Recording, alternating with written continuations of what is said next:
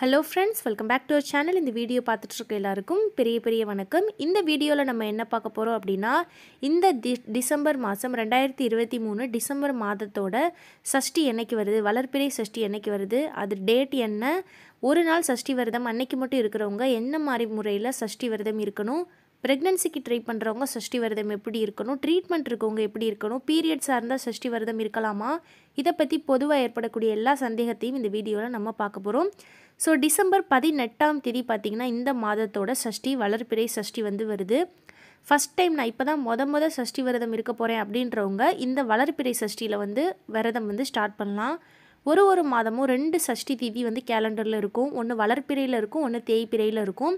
2 சஷ்டி விரதம் இருக்கிறதுனாலும் இருக்கலாம், வளர்பிறையில் மட்டும் இருக்கிறதுனாலும் இருக்கலாம். ஆனால் நீங்கள் ஃபஸ்ட் டைம் ஸ்டார்ட் பண்ணும்போது எப்பயுமே வளர்பிறையில் இருந்து ஸ்டார்ட் பண்ணுங்கள், தேய்பிறையிலேருந்து ஸ்டார்ட் பண்ண வேண்டாம். ஸோ இந்த டிசம்பர் மாதம் 18ஆம் தேதி திங்கள் கிழமை பார்த்திங்கன்னா இந்த வளர்பிறை சஷ்டி வருது. ஸோ ப்ரெக்னன்சிக்கு ட்ரை பண்ணுறவங்க நிறையா பேர் பார்த்திங்கன்னா இந்த சஷ்டி விரதம் இருப்பாங்க. சஷ்டி விரதம் ப்ரெக்னன்சிக்குன்னு கிடையாது. ஒரு விஷயத்தை நம்ம வேண்டி முருகர்கிட்ட நம்ம மனசுருக்கி வேண்டி விரதம் இருந்து வேண்டுறோம், தொடர்ந்து நம்ம சஷ்டி விரதம் இருந்து வேண்டுறோம் அப்படின்னா அது கண்டிப்பாக நிறைவேறும். சஷ்டி விரதத்துக்கு அப்படி ஒரு பவர் இருக்குது. குறிப்பாக குழந்தை வேண்டி இருக்கிறவங்களுக்கு நிறையா பேருக்கு நம்ம சேனல்லே பார்த்திங்கன்னா நிறைய சிஸ்டர் சஷ்டி விரதம் நான் 3 மாதம் இருந்தேன், 4 மாதம் இருந்தேன், 2 மாதம் இருந்தேன், நான் ப்ரெக்னென்ட் ஆகிட்டேன், 1 வருஷம் இருந்தேன், நான் கண்டினியூவாக ப்ரெக்னென்ட் ஆகிட்டேன் அப்படின்னு சொல்கிறதெல்லாம் நம்ம நிறைய ப்ரெக்னன்சி ஸ்டோரி அண்ட் போஸ்ட்டில் பார்த்துருக்கோம். ஸோ சஷ்டி விரதம் அப்படின்றது காலையில் 6 மணிலேருந்து ஈவினிங் 6 மணி வரைக்கும் கணக்கு, 12 மணி நேரம் சஷ்டி விரதம். ஆனால் எல்லாராலையும் இந்த 12 மணி நேரம் இருக்க முடியாது. ஸோ காலையில் ஏதாவது ஒரு நேரம் ரொம்ப லேட்டாக வேணால் ஒரு 9, 8 இந்த மாதிரி நேரத்தில் அந்த சஷ்டி விரதம் நீங்கள் ஆரம்பிக்கணும். ஈவினிங் 6 மணி வரைக்கும் சஷ்டி விரதம் இருக்கலாம். காலையிலே சீக்கிரம் எந்திரிச்சிட்டு ஹேர் வாஷ் பண்ணிடுங்க. முந்தின நாளே வீடெல்லாம் நீங்கள் க்ளீன் பண்ணி வச்சிடணும். பூஜை ரூமு, ஹாலு, மோப் போட்டுட்டு எல்லாமே கிச்சன் எல்லாத்தையுமே நல்லா சுத்தமாக க்ளீன் பண்ணி வச்சுக்கோங்க. மறுநாள் காலையில், அதாவது அந்த சஷ்டி விரதம் இருக்கக்கூடிய திங்கட்கிழமை டிசம்பர் 18ஆம் தேதி காலையில் எழுந்திரிச்சு நல்லா ஹேர் வாஷ் பண்ணிவிட்டு சாமிக்கு நீங்கள் ஏதாவது ஒரு நெய்வேத்தியம் மாதிரி பால், பழம், பாயசம் ஏதோ ஒன்று சிம்பிளாக வெத்தலை பாக்கு கூட போதும். சாமிக்கு ஏதாவது ஒரு விஷயம் வச்சுட்டு சாமி கும்பிட்டுட்டு நல்லா விளக்கு போடுறது. நெய் தீபமாக இருந்தால் ரொம்ப ரொம்ப நல்லது. ஸோ நெய் விளக்கு இல்லைனா நார்மல் எண்ணெயில் விளக்கெண்ணெயில் நீங்கள் விளக்கு ஏற்றி நல்லபடியாக சாமி கும்பிட்டுட்டு விரதம் ஸ்டார்ட் பண்ணணும். ஸோ தண்ணி மட்டும்தான் குடிக்கணும். சஷ்டி விரதம் அப்படின்றது பார்த்திங்கன்னா பொதுவாக சொல்லக்கூடியது வெறும் தண்ணி மட்டும் இருந்துட்டு நீங்கள் விரதம் இருக்கணும். 6 மணி வரைக்கும் தண்ணி மட்டும் குடிக்கணும். நிறைய தண்ணி குடிக்கலாம். அன்லிமிட்டட் இவ்வளோ தான் குடிக்கணும்னு கிடையாது. நிறைய தண்ணி குடிக்கணும். 6 மணிக்கு அகெயின் சாமி கும்பிட்டுட்டு விளக்கு பொருதி சாமிக்கு ஒரு நெய்வேத்தியம், சக்கரை பொங்கல், வடை, தயிர் சாதம், இல்லை சாம்பார் சாதம், சோறு, வடை, பாயாசம் என்ன நெய்வேத்தியம் முடியுதோ பிரசாதம் செஞ்சு சாமிக்கிட்ட வச்சு, இந்த காரணத்துக்காக தான் நான் சஷ்டி விரதம் இருந்தேன் மனசுருகி வேண்டிக்கிட்டு அந்த விரதத்தை முடிச்சுட்டு சாமிக்கு படைச்ச சாப்பாடை சாப்பிட்டுட்டு நீங்கள் விரதம் முடிச்சுக்கலாம். இதுதான் பார்த்திங்கன்னா பொதுவாக இருக்கக்கூடிய சஷ்டி விரத முறை. இதுலேயே நிறைய டைப் இருக்குது. எல்லாருனாலையும் இந்த மாதிரி சாப்பிடாமல் இருக்க முடியாதுல்ல, அதனால் நிறையா டைப் இருக்குது. பால் விரதம்னு சொல்லுவாங்க. அதாவது நான் காலையில் நான் சொன்னேன்ல, நீங்கள் சாமி கும்பிட்டுட்டு விரதம் ஸ்டார்ட் பண்ணுறீங்கல்ல, அப்போ இருந்து ஈவினிங் வரைக்கும் 1 டைம் இல்லைனா 2 டைம்ஸ் பால் மட்டும் குடிச்சிக்கலாம். காலையில் 1 டம்ளர் பால், மத்தியானம் 1 டம்ளர் பால். இது பால் விரதம்னு சொல்லுவாங்க. அப்படி இல்லைனா பழங்கள் எடுத்துக்கலாம். காலையில் ஒரு வாழைப்பழம், மத்தியானம் ஒரு கொய்யாப்பழம், அந்த மாதிரி பசிக்கும் போது ஒரு 1 or 2 டைம்ஸ் 3 டைம்ஸ் ஃப்ரூட்ஸ் மட்டும் எடுத்துக்கலாம். இது பழ விரதம்னு சொல்லுவாங்க. பால் பழ விரதம்னு சொல்லுவாங்க. பால் பழம் 2ம் எடுத்துட்டு மற்ற திட உணவுகள் எதுவும் எடுக்காமல், சோறு, இட்லி, தோசை எடுக்கக்கூடியது பால் பழ விரதம். ஸோ 1 டம்ளர் பால், 1 டம்ளர் ஒரு பழம், ஏதாவது ஒரு பழம் இந்த மாதிரி எடுங்க. இந்த பால் பழ விரதம் இல்லை பழ விரதத்துலாம் பார்த்திங்கன்னா நிறைய பழங்கள் சாப்பிட்டுட்டு அன்லிமிட்டடாக சாப்பிடாதீங்க. ஏன்னா அது விரத கேட்டகரியில் வராது. நம்ம ஒரு விஷயம் சாக்ரிஃபைஸ் பண்ணி நம்ம இருக்கிறோம், நம்ம உடலை வருத்திக்கிட்டு நம்ம இருக்கோம் அப்படின்னும் போது அது கொஞ்சம் கரெக்டாக இருக்கணும்.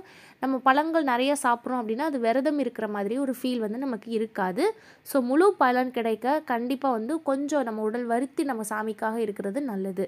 ஸோ பால் பழ விரதம். அதுக்கப்புறம் பார்த்திங்கன்னா ஒரு வேளை உணவு மட்டும் இருக்கிறது. அதாவது காலையில் ஏதாவது ஒரு டைம் சாப்பிட்டுக்கலாம், இல்லை மத்தியானம் சாப்பிட்டுக்கலாம். இப்போ காலையில் நீங்கள் வெறும் வயிற்றில் விரதம் ஸ்டார்ட் பண்ணிட்டீங்க அப்படின்னா மத்தியானம் ஒரு சாம்பார் சாதம், ஒரு தயிர் சாதம் சிம்பிளாக, நிறையா இல்லாமல் ரொம்ப சிம்பிளாக நீங்கள் சாப்பிட்டுக்கலாம். அப்படி இல்லைனா காலையில் எனக்கு சாப்பிட்டுட்டேன், மத்தியானம் எனக்கு பசிக்காது, காலையில் எனக்கு வெறும் வயிற்றில் எனக்கு ஒரு மாதிரி தலை சுத்தல் வரும், டயர்டாயிரும், அந்த மாதிரி இருக்கக்கூடியவங்களாம் காலையில் ஏதாவது இட்லி, தோசை ஏதாவது சாப்பிட்டுட்டு நீங்கள் விரதம் ஸ்டார்ட் பண்ணிக்கலாம். மத்தியானம் சாப்பிடாமல் இருந்துட்டு ஈவினிங் சாப்பிட்டுக்கலாம். இந்த மாதிரி ஏதாவது விரதம் வந்து கடைப்பிடிக்கலாம். அதுக்கப்புறம் மிளகு விரதம் வந்து இருக்கலாம்.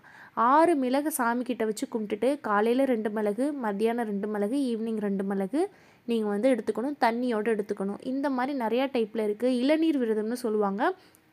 சாமிக்கிட்ட ஒரு இளநீர் வச்சு சாமி கும்பிட்டுட்டு அந்த இளநீரை மட்டும் குடிச்சிட்டு அன்றைக்கி ஃபுல்லாக நீங்கள் வந்து ஈவினிங் வரைக்கும் சாப்பிடாமல் இருக்குது.